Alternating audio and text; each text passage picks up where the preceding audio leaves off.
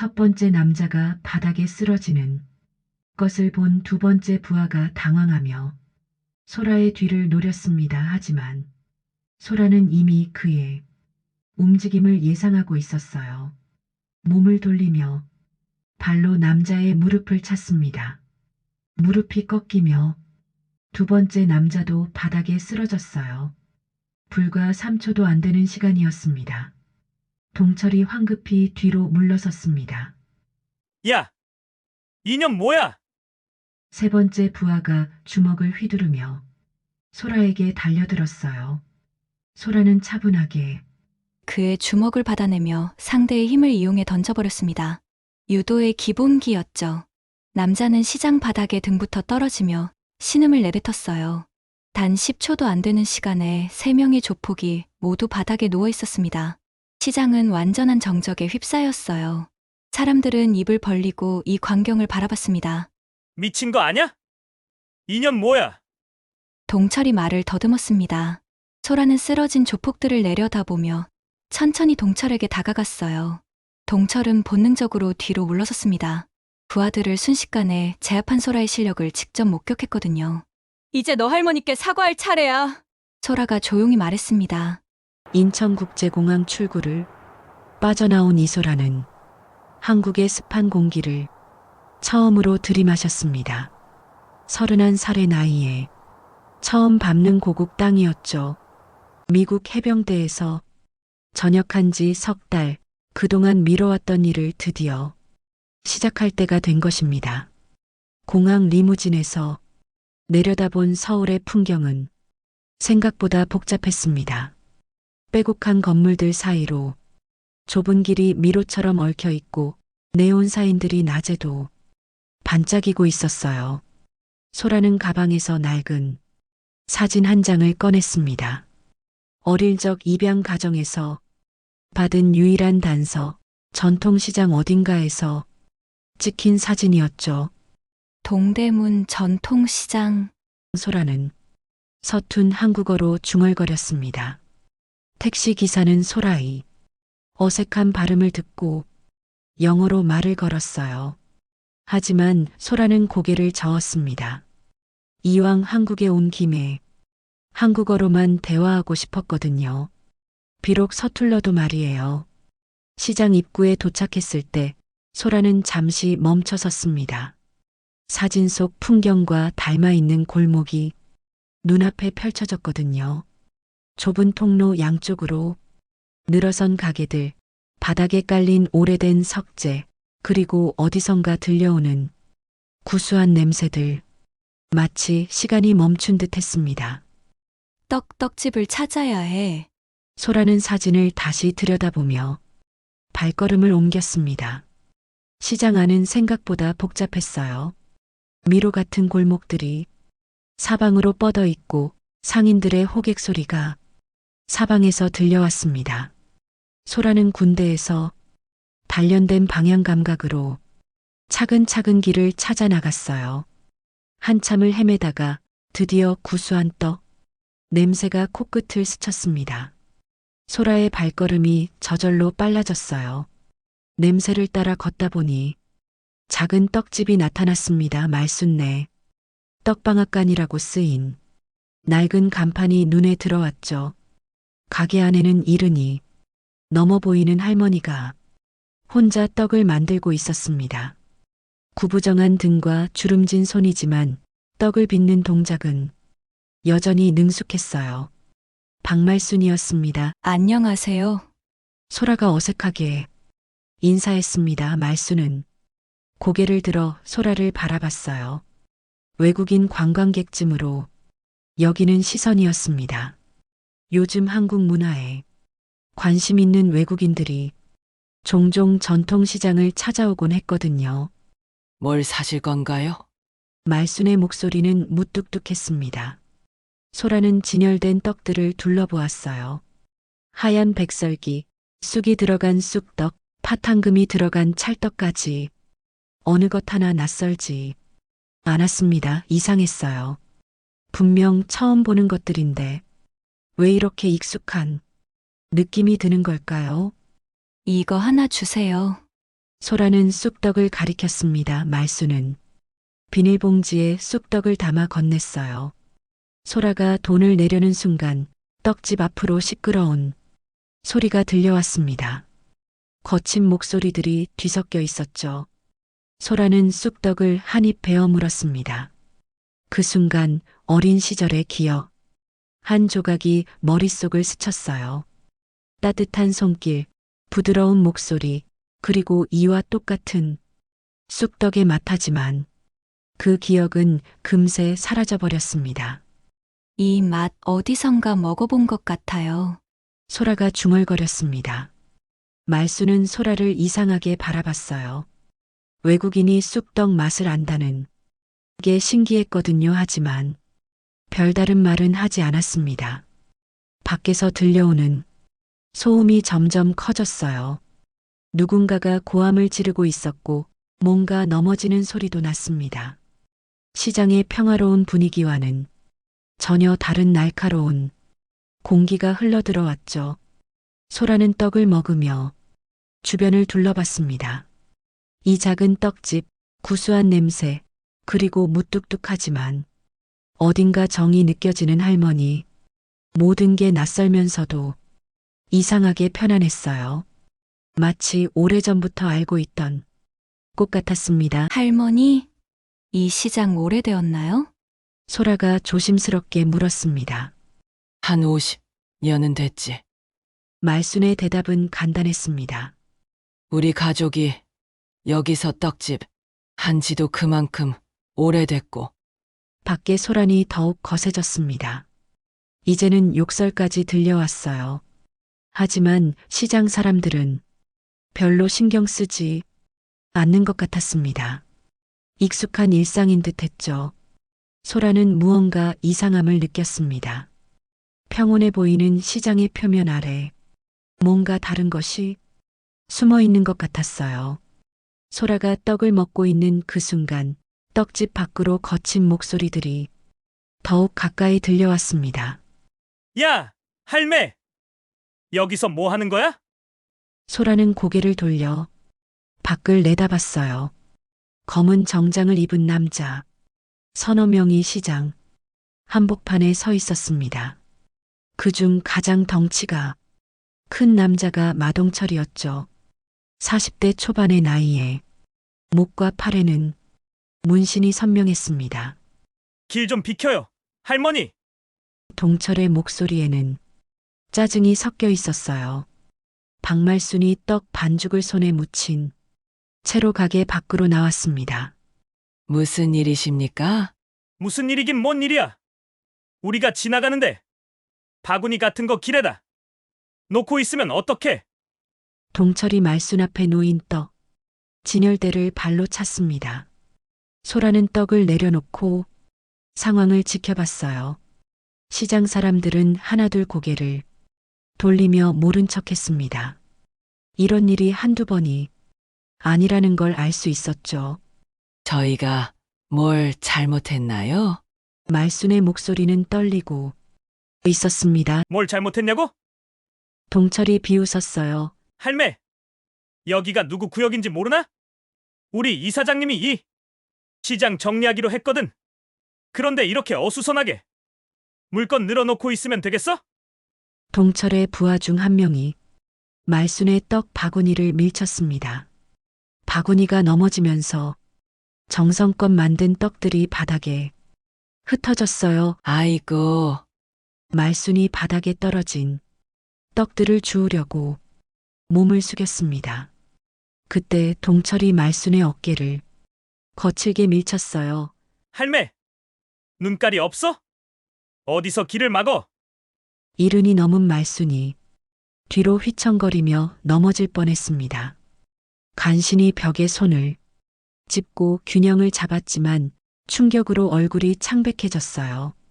시장 사람들은 공포와 두려움에 여전히 외면하고 있었습니다. 누구도 나서지 못했죠. 동철과 그 일당들이 얼마나 무서운 존재인지 모두 알고 있었거든요. 소라는 떡집 안에서 이 모든 상황을 지켜보고 있었습니다. 처음에는 그저 시장에서 일어나는 일상적인 다툼이라고 생각했어요. 하지만 노인을 향한 폭력을 보는 순간 소라의 눈빛이 변했습니다.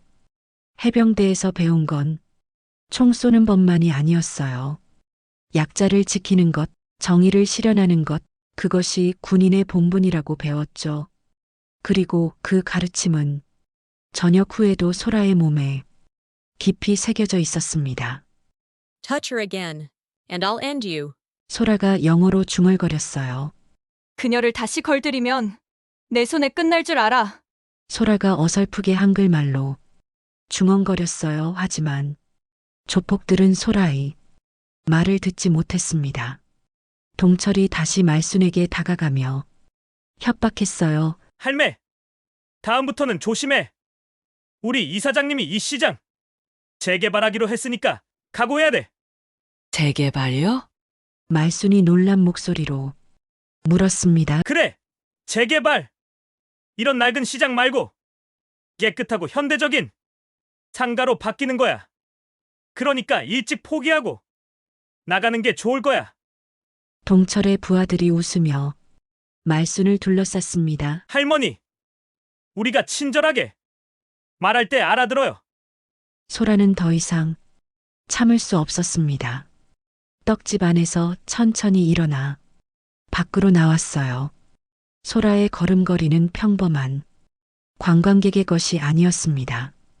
똑바른 어깨, 일정한 보폭, 그리고 흔들리지 않는 시선 군인의 걸음걸이였죠. 할머니, 괜찮으세요? 소라가 말순에게 물었습니다. 동철과 부하들이 소라를 돌아봤어요. 처음에는 그저 젊은 여자 하나 정도로 생각했습니다. 아, 외국인이네. 동철이 비웃었어요. 여기서 뭐해? 관광 왔어? 볼일 끝났으면 시장에서 나가 그게 신상에 좋을 거야. 할머니가 다치셨는데 그냥 갈 수는 없죠. 소라의 한국어는 서툴렀지만 의지는 확고했습니다. 인연이 뭐라고 하는 거야? 동철의 부하 중 하나가 소라에게 다가왔어요. 여기 상황 파악 못하나? 소라는 조용히 말순을 부축해서 안전한 곳으로 옮겼습니다. 그리고 나서 동철 일당을 정면으로 마주봤어요. 지금 당장 사과하세요. 소라의 목소리가 낮아졌습니다. 뭐, 동철이 어이없다는 표정을 지었어요. 이 외국인 년이 완전히 미쳤나 봐. 동철의 부하들이 소라를 에워쌌습니다. 하나, 둘, 셋 모두 덩치가 큰 남자들이었어요. 일반인이라면 겁을 먹고 물러설 상황이었죠. 하지만 소라는 전혀 흔들리지 않았습니다. 오히려 입꼬리에 미묘한 미소를 띄었어요. 해병대에서 이런 상황을 수백 번 시뮬레이션 했었거든요. 외국인 하나가 뭐 어쩌겠다고. 동철이 부하들을 향해 손짓했습니다. 그 순간 소라의 눈빛이 완전히 바뀌었습니다. 관광객의 눈빛이 아니라 전장에서 단련된 군인의 눈빛이었죠. 차갑고 날카로웠어요. 시장 곳곳에서 사람들이 모여들기 시작했습니다.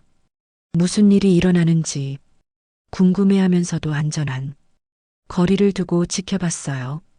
누군가는 이미 휴대폰을 꺼내들고 동영상을 찍기 시작했습니다. 동철의 부하 중 한 명이 소라에게 먼저 달려들었습니다. 덩치가 큰 남자였지만 움직임은 조폭치고는 둔했어요. 소라에게는 슬로우 모션처럼 보였습니다. 소라는 한 발짝 옆으로 비켜서며 남자의 주먹을 피했어요. 동시에 왼손으로 남자의 손목을 잡고 오른쪽 팔꿈치로 그의 팔을 쳤습니다. 뼈가 부러지는 소리와 함께 남자가 비명을 질렀죠. 아! 첫 번째 남자가 바닥에 쓰러지는 것을 본 두 번째 부하가 당황하며 소라의 뒤를 노렸습니다. 하지만 소라는 이미 그의 움직임을 예상하고 있었어요. 몸을 돌리며 발로 남자의 무릎을 찼습니다. 무릎이 꺾이며 두 번째 남자도 바닥에 쓰러졌어요. 불과 3초도 안 되는 시간이었습니다. 동철이 황급히 뒤로 물러섰습니다. 야! 이년 뭐야? 세 번째 부하가 주먹을 휘두르며 소라에게 달려들었어요. 소라는 차분하게 그의 주먹을 받아내며 상대의 힘을 이용해 던져버렸습니다. 유도의 기본기였죠. 남자는 시장 바닥에 등부터 떨어지며 신음을 내뱉었어요. 단 10초도 안 되는 시간에 세 명의 조폭이 모두 바닥에 누워 있었습니다. 시장은 완전한 정적에 휩싸였어요. 사람들은 입을 벌리고 이 광경을 바라봤습니다. 미친 거 아냐? 이년 뭐야? 동철이 말을 더듬었습니다. 소라는 쓰러진 조폭들을 내려다보며 천천히 동철에게 다가갔어요. 동철은 본능적으로 뒤로 물러섰습니다.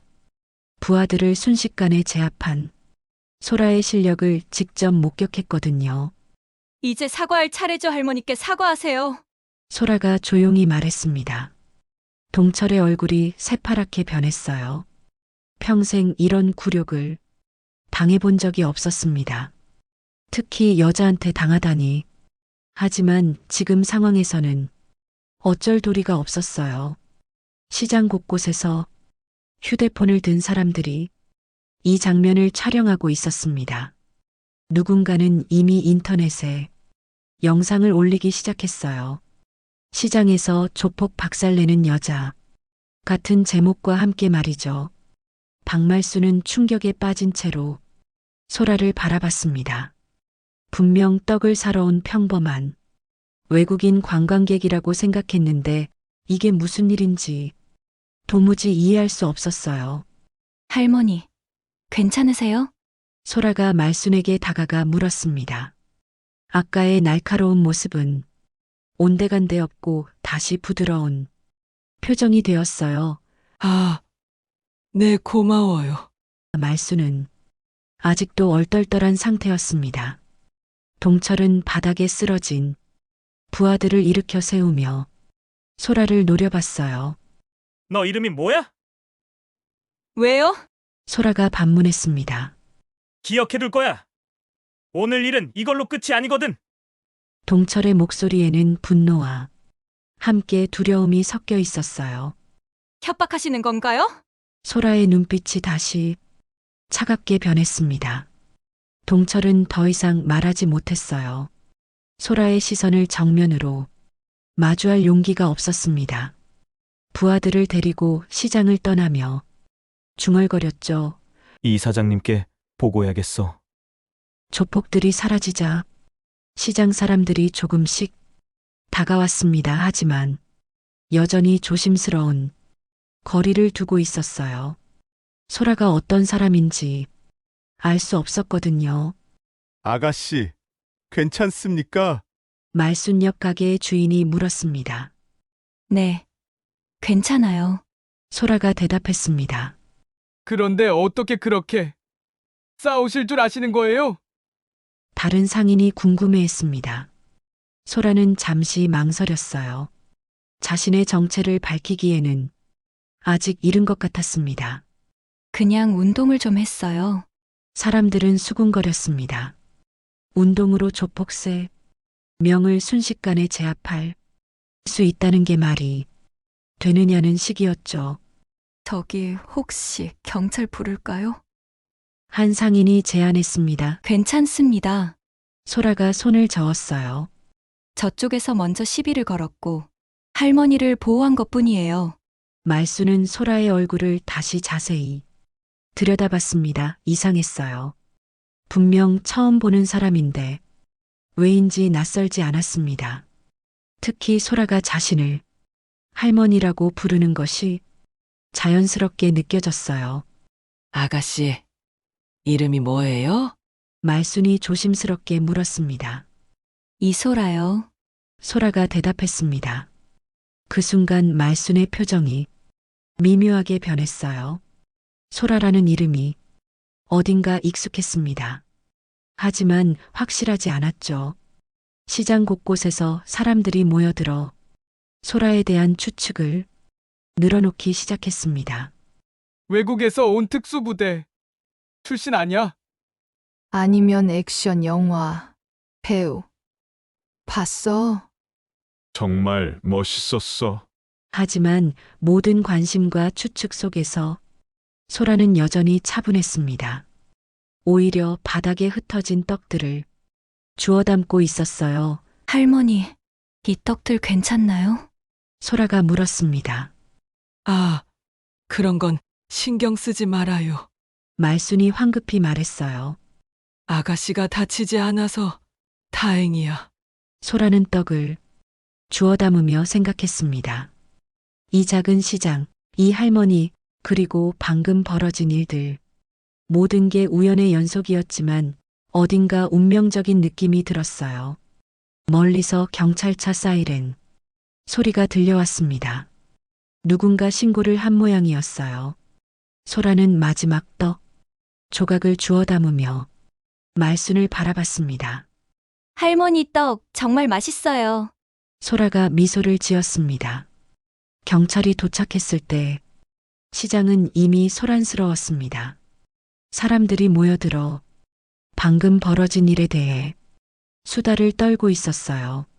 누군가는 휴대폰으로 촬영한 영상을 다른 사람들에게 보여주고 있었죠. 여기서 무슨 일이 있었습니까? 경찰관이 물었습니다. 상인들이 앞다투어 설명하기 시작했어요. 조폭들이 와서 말순이 할머니를 괴롭혔는데 이 아가씨가 나서서 정말 순식간이었어요. 셋을 다 쓰러뜨렸다니까요. 경찰관은 소라를 바라봤습니다. 신분증 좀 보여주시겠습니까? 소라는 가방에서 여권을 꺼내 건넸어요. 경찰관이 여권을 확인하며 물었습니다. 이소라 미국 국적이시군요. 한국에는 어떤 일로 오셨습니까? 관광이요. 소라의 대답은 간단했습니다. 관광객이 이런 상황에 개입하신 이유가 있습니까? 소라는 박말순을 바라봤어요. 할머니가 위험에 처하셨으니까요. 그냥 지나칠 수 없었어요. 경찰관은 주변 상인들에게도 이야기를 들었습니다. 모두 한결같이 조폭들이 먼저 시비를 걸었고 소라는 정당방위를 했다고 증언했어요. CCTV는 있습니까? 경찰관이 물었습니다. 네, 저기 상가 입구에 있어요. 한 상인이 가리켰습니다. 경찰은 CCTV 영상을 확인했어요. 영상은 명확했습니다. 조폭들이 먼저 말순을 밀치고 떡을 바닥에 떨어뜨렸고 소라는 할머니를 보호하기 위해 행동했다는 것이 분명했죠. 과잉방어 소지는 있지만 정당방위로 인정될 것 같습니다. 경찰관이 말했어요. 다만 혹시 모르니 연락처는 남겨주시기 바랍니다. 소라는 임시로 머물고 있는 숙소 연락처를 적어줬습니다. 경찰이 떠나자 시장은 다시 소란스러워졌어요. 아가씨, 정말 대단하시네요. 어디서 그런 무술을 배우셨어요? 혹시 운동선수세요? 사람들의 질문이 쏟아졌지만 소라는 구체적인 대답을 피했습니다. 대신 말순에게 다가가 물었어요. 할머니, 진짜 괜찮으세요? 병원에 가보시는 게 어떨까요? 아니, 괜찮아요. 말순이 손을 저었습니다. 오히려 아가씨한테 고마워야지. 말순은 소라를 자세히 들여다봤습니다. 이상한 기분이었어요. 처음 보는 사람인데 왜 이렇게 마음이 끌리는 걸까요? 그리고 소라라는 이름이 계속 머릿속을 맴돌았습니다. 아가씨, 혹시 말순이 망설이며 물었어요.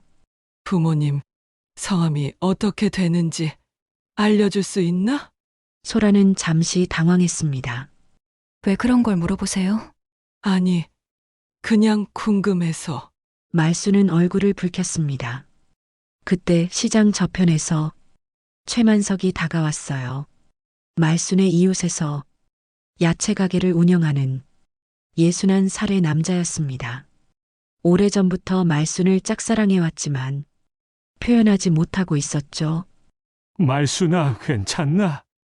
만석이 걱정스러운 표정으로 물었습니다. 네, 이 아가씨 덕분에 괜찮아요. 말순이 대답했어요. 만석은 소라에게 고개를 숙였습니다. 정말 고맙습니다. 말순이가 다쳤으면 어쩔 뻔했어. 소라는 만석의 진심, 어린 걱정을 느꼈어요. 이 사람이 말순을 얼마나 아끼는지 눈빛만 봐도 알 수 있었습니다. 사람들이 하나둘 흩어지기 시작했지만 소라에 대한 이야기는 계속됐어요. 저 여자 대체 누구야? 정말 관광객 맞나? 무술 고수 같은데? 한편 시장을 떠난 마동철은 전화를 걸고 있었습니다. 이 사장님, 문제가 생겼습니다. 동철의 목소리는 떨리고 있었어요. 시장에서 이상한 여자를 만났는데 전화 너머에서 차가운 목소리가 들려왔습니다. 무슨 소리야? 시장 정리하는 게 그렇게 어려운 일이야? 그 간단한 걸 못했어? 그게 시장에서 어떤 여자가 우리 쪽 조폭 셋을 혼자서 다 제압했습니다. 순식간에. 뭐? 이 사장의 목소리가 높아졌어요. 그런 말도 되도 않는 소리를 해. 영상도 있습니다. 이 인터넷에 벌써 올라왔어요. 이 사장은 잠시 침묵했습니다. 그러더니 냉정하게 말했어요. 그 여자 신원 파악해. 그리고 시장 재개발 계획은 계속 진행한다. 누가 방해하든 상관없어. 동철은 전화를 끊고 부하들을 불렀습니다. 야! 그 여자 뒤를 캐봐! 이름이 이소라래! 한편 시장에서는 소라가 말순의 떡집을 정리하는 것을 도와주고 있었어요. 바닥에 떨어진 떡들을 치우고 진열대를 제자리에 놓았습니다. 아가씨, 이런 일까지 할 필요 없어요. 말순이 말했어요. 괜찮아요. 제가 돕다가 일으킨 일이기도 하니까요. 소라가 대답했습니다. 말순은 소라의 손을 바라봤어요. 부드럽지만 어딘가 단단한 느낌이었습니다. 그리고 소라가 일하는 모습을 보니 더욱 익숙한 기분이 들었어요. 아가씨, 오늘 저녁 시간 괜찮으면 저녁 식사 같이 먹을래요? 말순이 제안했습니다. 괜찮아요. 할머니 폐를 끼칠 수 없어요. 패가 아니라 고마움의 표시예요. 그리고 말순이 망설였어요. 아가씨하고 더 이야기하고 싶어요. 소라는 말순의 진심을 느꼈습니다. 그리고 자신도 이 할머니에게 묘한 친근감을 느끼고 있었어요. 그럼 감사히 받겠습니다. 말순의 얼굴에 미소가 번졌습니다. 오랜만에 누군가와 함께 저녁을 먹을 생각에 마음이 따뜻해졌어요. 하지만 두 사람 모두 아직 모르고 있었습니다. 이것이 단순한 우연의 만남이 아니라는 것을, 그리고 곧 밝혀질 진실이 두 사람의 인생을 완전히 바꿔놓을 거라는 것을 말이죠. 해가 저물고 시장이 조용해지자 말순은 소라를 자신의 집으로 데려갔습니다. 떡집 뒤편에 있는 작은 한옥이었어요. 오래된 집이지만 깔끔하게 정리되어 있었습니다. 좁은 곳이지만 들어와요. 말순이 소라를 안내했어요. 소라는 집 안을 둘러봤습니다. 마루에 놓인 낡은 사진들, 벽에 걸린 달력, 그리고 구석에 놓인 작은 재단, 모든 것이 정성스럽게 관리되고 있었어요. 여기 앉아요. 말순이 방석을 내주며 부엌으로 갔습니다. 소라는 방석에 앉아 주변을 살펴봤어요. 재단 위에 흑백 사진 한 장이 놓여 있었습니다. 젊은 여성의 사진이었는데 어딘가 익숙한 느낌이 들었어요. 할머니, 저 사진 속 분은 누구세요? 소라가 물었습니다. 말순이 부엌에서 고개를 내밀었어요. 그건 내 딸이에요. 할머니 딸이요? 응. 내 딸인데 이미 세상을 떠났어요. 말순의 목소리가 작아졌습니다. 소라는 사진을 더 자세히 들여다봤어요. 이상했습니다. 분명 처음 보는 사진인데 왜 이렇게 마음이 아플까요? 말순이 찬밥을 데워서 상을 차렸습니다. 간단한 밑반찬들과 김치, 그리고 간 만든 떡국이었어요. 많이 먹어요. 말순이 소라 앞에 그릇을 놓았습니다. 감사합니다. 소라가 숟가락을 들었어요. 떡국을 한 숟가락 떠먹는 순간 소라의 손이 멈췄습니다. 이 맛 어디선가 먹어본 맛이었어요. 아주 오래전 어린 시절의 기억. 한 조각이 떠올랐습니다. 할머니, 이 떡국. 소라가 말을 더듬었습니다. 입에 안 맞나요? 말순이 걱정스럽게 물었어요. 아니에요. 너무 맛있어서. 소라의 눈에 눈물이 맺혔습니다. 왜 그런지 모르겠지만 이 맛이 너무 그리웠어요. 말순은 소라의 표정을 유심히 지켜봤습니다. 뭔가 특별한 감정이 느껴졌어요. 아가씨, 혹시 부모님에 대해 말씀해 주실 수 있나요? 말순이 조심스럽게 물었습니다. 소라는 숟가락을 내려놓았어요. 사실 저는 입양아예요. 입양하요? 네. 어릴 때 미국으로 입양됐어요. 한국에서 태어났지만 친부모에 대해서는 거의 몰라요. 말순의 심장이 빠르게 뛰기 시작했습니다. 그럼 친어머니 이름은 아세요? 양부모님이 주신 서류에 적혀 있었어요. 소라가 가방에서 낡은 서류를 꺼냈습니다. 이예숙이라고. 그 순간 말순이 그릇을 떨어뜨렸어요. 그릇이 바닥에 떨어지며 깨지는 소리가 방 안에 울렸습니다. 할머니! 소라가 놀라며 일어났어요. 말순은 얼굴이 새하얗게 변해 있었습니다. 지금 뭐라고 했어요?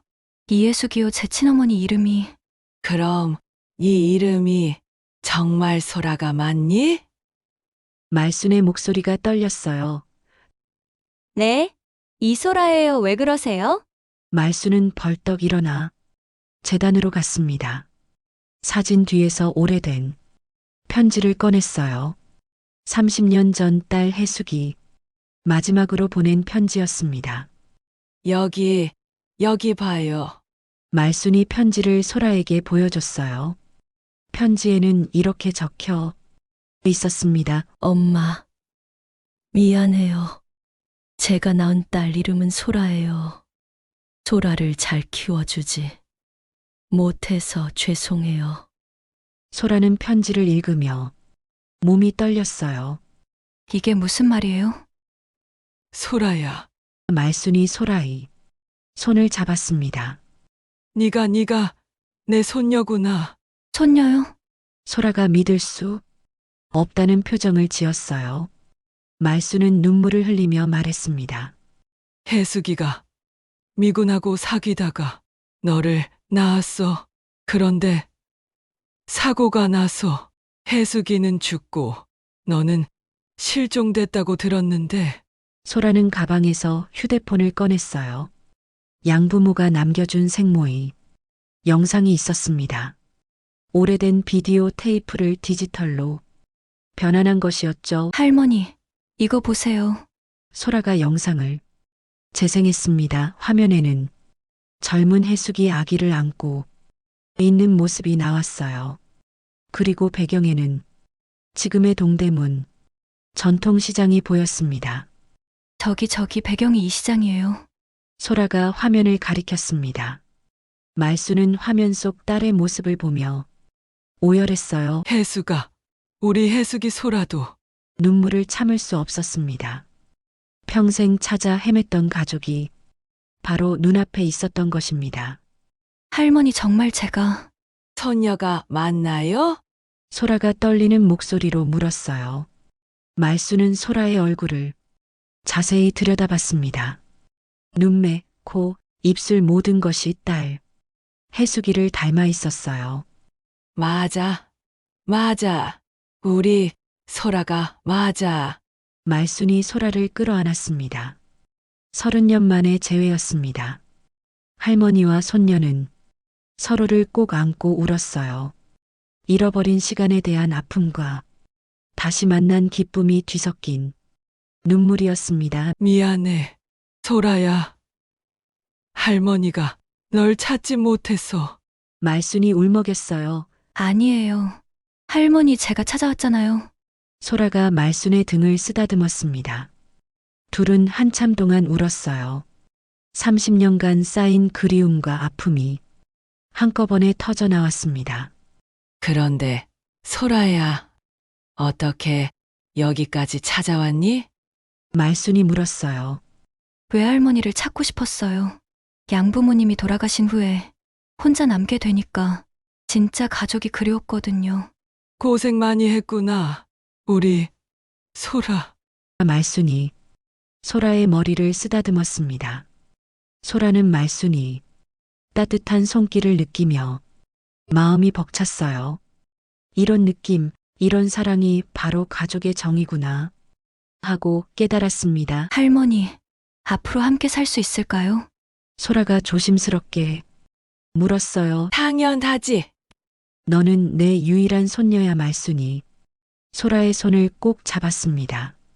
하지만 두 사람은 아직 몰랐습니다. 이들의 재회가 시장에 새로운 폭풍을 불러올 것이라는 사실을 말이죠. 그날 밤 소라는 말순이 집에서 처음으로 잠들었습니다. 30년 만에 찾은 가족의 품에서 보내는 첫날 밤이었어요. 작은 방이었지만 마음만은 무척 따뜻했습니다. 다음 날 아침 소라는 일찍 일어나 말순을 도왔어요.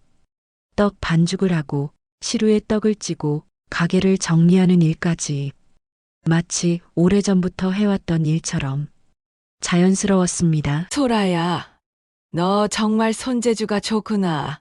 말순이 감탄하며 말했어요. 할머니한테 배운 거예요. 소라가 미소 지으며 대답했습니다. 어릴 때 기억은 없지만 손이 기억하고 있나 봐요. 말순은 소라의 말에 뭉클해졌어요. 핏줄이라는 게 정말 신기했습니다. 어떤 가르침도 없었는데 소라는 자연스럽게 떡 만드는 법을 터득하고 있었거든요. 시장이 열리고 사람들이 하나둘 나타나기 시작했어요. 어제 일로 소라는 이미 시장에서 유명인이 되어 있었습니다. 그 아가씨 아직도 여기 있네. 조폭들 혼내준 그 아가씨 맞지?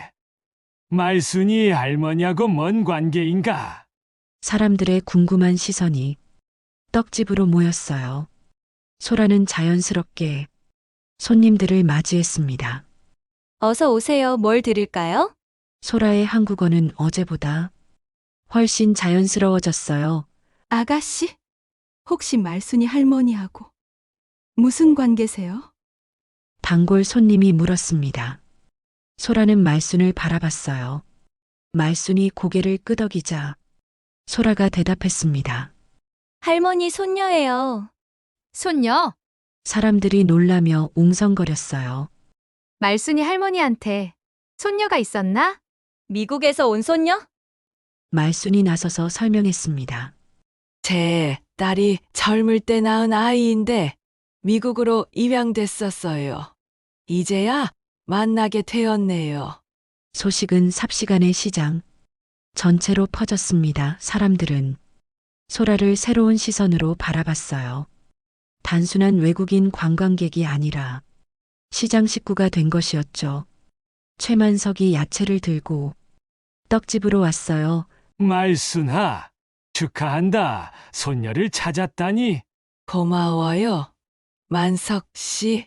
말순의 얼굴에 환한 미소가 번졌습니다. 만석은 소라에게 정중하게 인사했어요.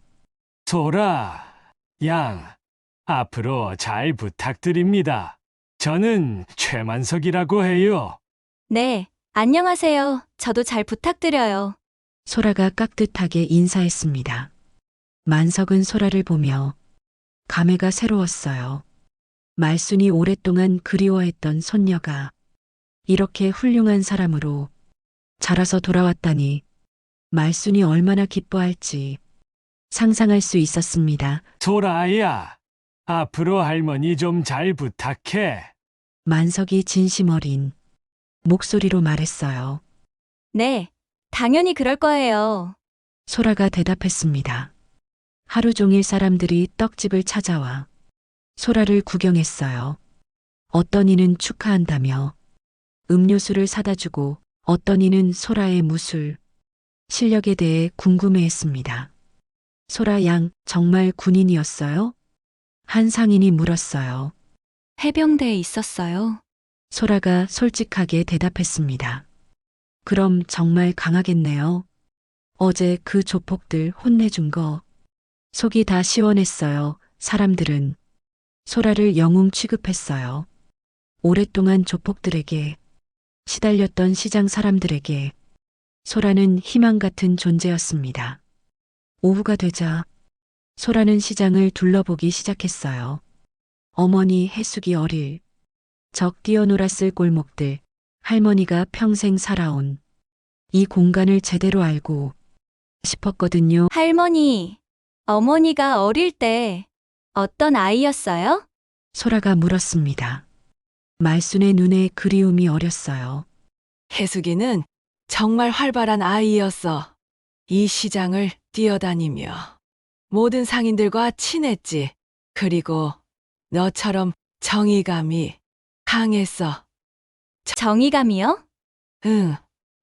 누가 괴롭힘을 당하면 가만히 있지 못했어. 너를 보니까 해숙이가 떠올라. 소라는 자신이 어머니를 닮았다는 말에 기뻤어요. 만나보지 못한 어머니를 조금이나마 느낄 수 있었거든요. 그때 멀리서 익숙한 목소리가 들려왔습니다. 마동철이었어요. 어제보다 더 많은 부하들을 데리고 시장으로 들어오고 있었습니다. 그 외국 여자 어디 있어? 동철이 소리쳤어요. 시장 사람들이 웅성거리기 시작했습니다. 소라는 말순에게 말했어요. 할머니, 가게 안에 계세요. 소라야, 저 사람들 위험해. 그리고 어제보다 더 많이 왔어. 괜찮아요. 소라의 눈빛이 다시 날카로워졌습니다.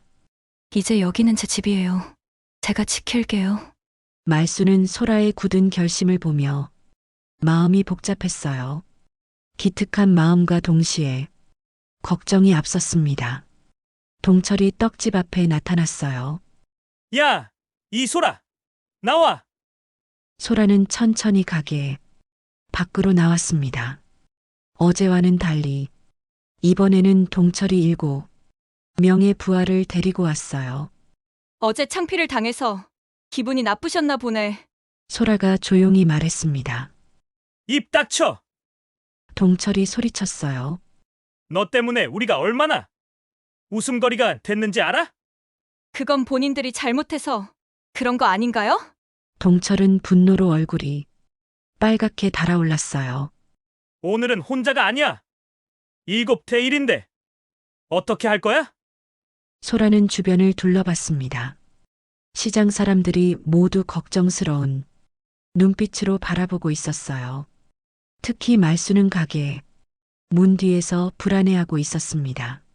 숫자가 많다고 해서 이기는 건 아니에요. 소라가 대답했습니다. 허세 부리지 마. 오늘 너는 끝장이야. 동철이 손짓하자 부하들이 소라를 둘러쌌습니다. 하지만 소라는 전혀 당황하지 않았어요. 오히려 입꼬리에 미소를 띄었습니다. 그런데 왜 이런 짓을 하는 거예요? 소라가 물었어요. 재개발 때문이다. 이 낡은 시장 싹 다 밀어버리고 새로 지을 거거든. 그런데 너 같은 방해꾼이 있으면 안 되지. 소라의 표정이 단단해졌습니다. 이제 상황을 완전히 이해했어요.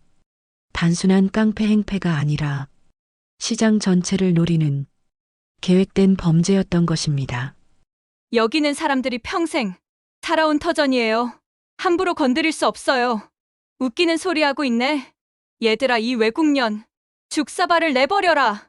동철의 신호와 함께 7명의 부하들이 소라에게 동시에 달려들었습니다. 하지만 소라는 이미 각오를 마친 상태였어요.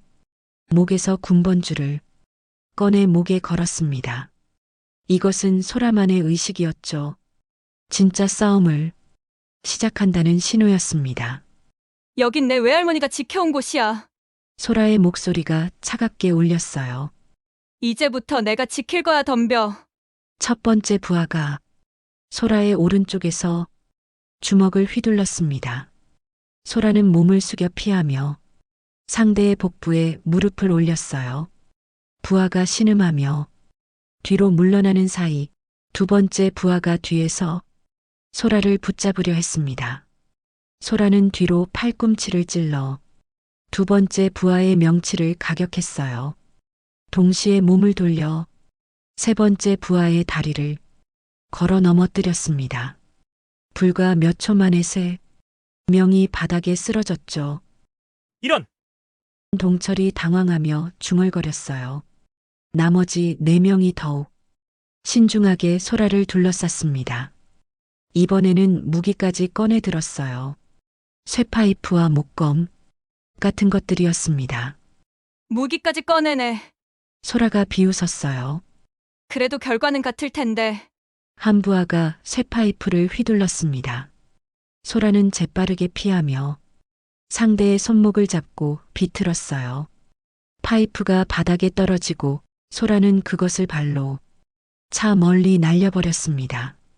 다른 부하가 목검으로 소라의 머리를 내려쳤어요. 소라는 양손으로 막으며 무릎으로 상대의 배를 찼습니다. 목검을 빼앗아 반으로 꺾어버린 후 부하의 어깨에 손날을 가격했죠. 아! 부하가 어깨를 붙잡고 쓰러졌어요. 시장 사람들은 숨을 죽이고 이 광경을 지켜봤습니다. 소라의 움직임은 마치 춤을 추는 것 같았어요. 우아하면서도 치명적이었습니다.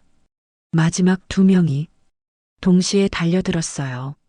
소라는 한 명의 주먹을 받아내며 다른 한 명을 발로 차서 벽에 부딪히게 했습니다. 주먹을 막은 상대에게는 연속으로 타격을 가해 기절시켰죠. 불과 3분도 안 되는 시간에 7명의 부하가 모두 바닥에 쓰러져 있었습니다.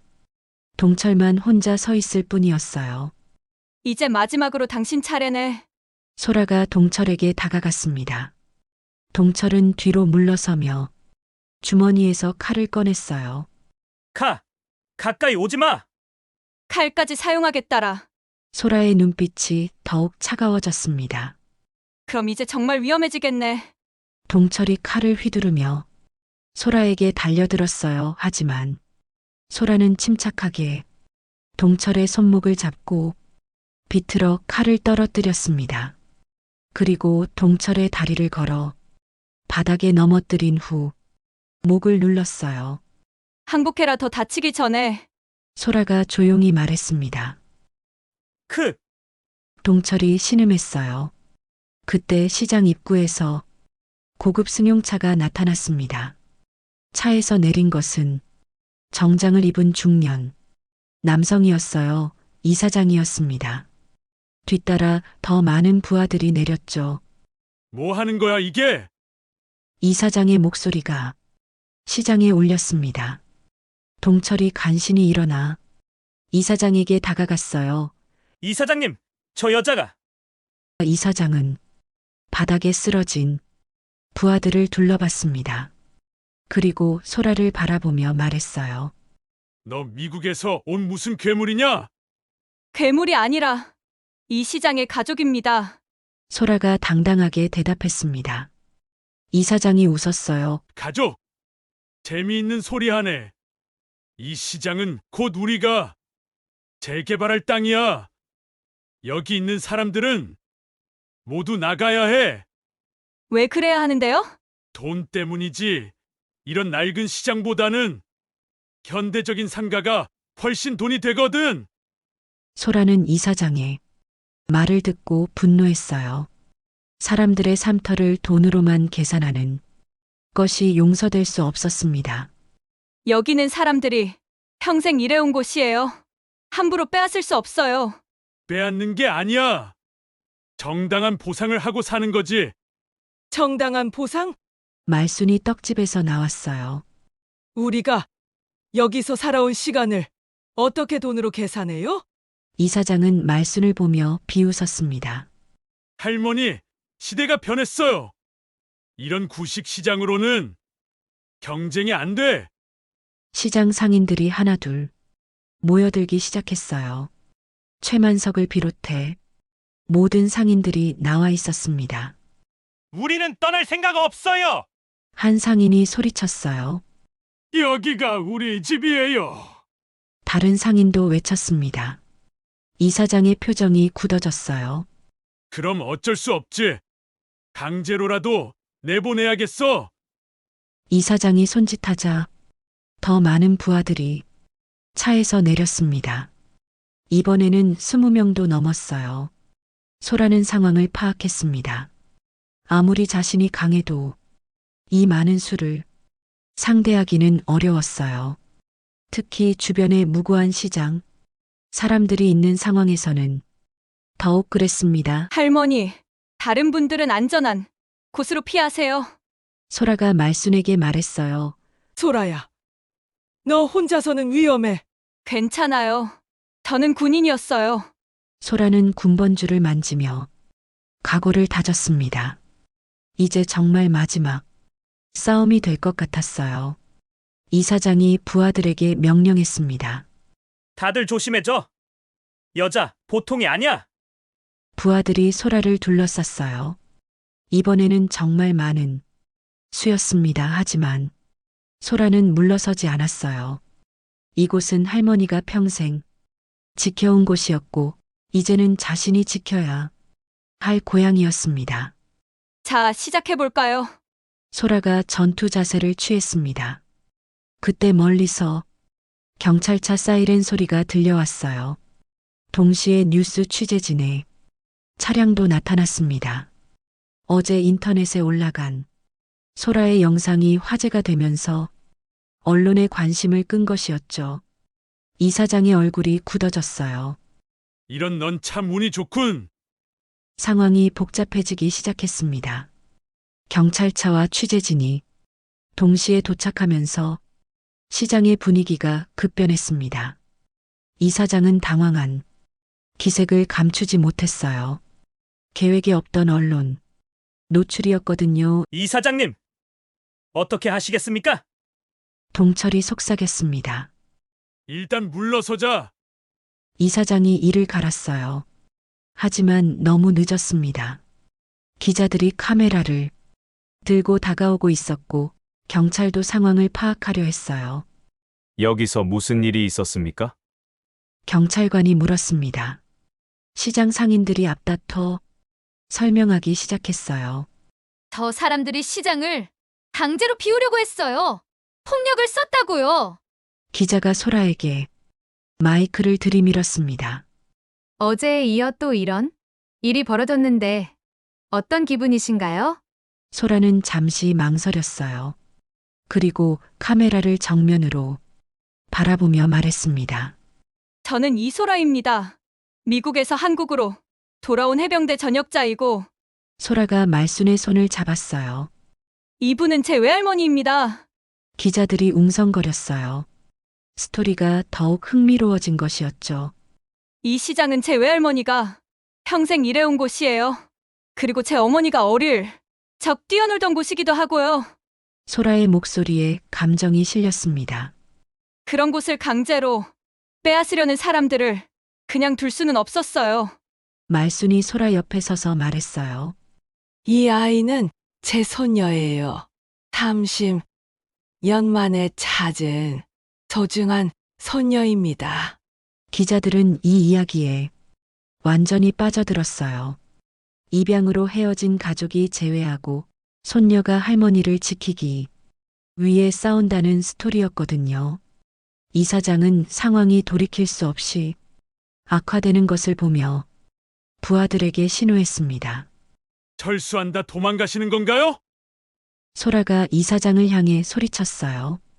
이사장이 돌아서며 말했습니다. 오늘은 이것으로 끝이지만 재개발은 계속 진행될 거야. 법적으로 말이죠. 기자가 마이크를 들이밀었어요.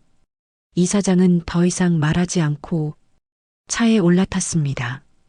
동철과 부하들도 황급히 뒤따랐죠. 경찰은 바닥에 쓰러진 조폭들을 조사했어요. 모두 소라가 제압한 사람들이었습니다.